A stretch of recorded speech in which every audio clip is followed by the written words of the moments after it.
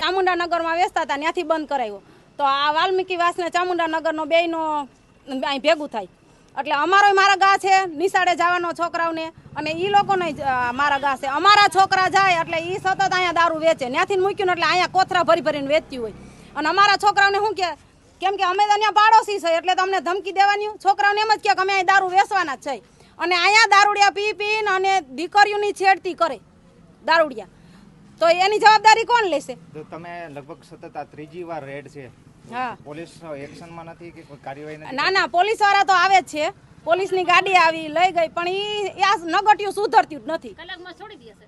Police વાળા શું કરે? પોલીસ વાળા તો આવે જ છે, કઈ ને એટલે પોલીસ વાળા તરત આવે છે. પણ આ નગટિયું એને લઈ જાય. બીજું હોય આ કેટલિયું છે વેચવા વાળ્યું, અને જો હવે અહીંયા વેચો ને એટલે હવે અમે મારશું, બીજું કાંઈ નહીં. હવે અમારે કોઈને બોલાવટ નથી. હવે અમારા બે વિસ્તારની બાયું છે ને ધોકા લઈને છૂટી જાવું. પીવા વાળાને મારવા છે અને વેચવા વાળાને મારવા છે. કેટલા સમયથી આ દૂષણ ચાલુ છે? આ 5 વર્ષથી છે. હવે તમારી માંગ શું છે? અમારી માંગ એ છે કે જેતપુરમાં ક્યાંય દારૂ વેચાવો ન જોઈએ. કેમ કે આ દારૂ પીવે આ 2026 ઉજવ્યું, પી પીને ગાંડા થઈને પડ્યા હોય, એને ઘેરે બાળ્યું છોકરા ભૂખ્યા હોય, એ 26 ઉજવ્યું.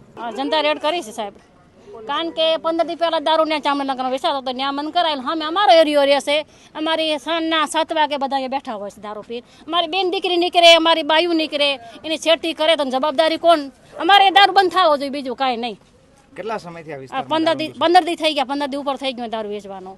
પાછું દારૂ પીને ગારું બોલે છે. બેન દીકરી અમારે નીકળે, પછી અમારે નીચું તો સાંભળીને હાલી જવાનું. અમારી દીકરીને સારા, અમારી માંગ છે દારૂ બંધ થવો જોઈએ.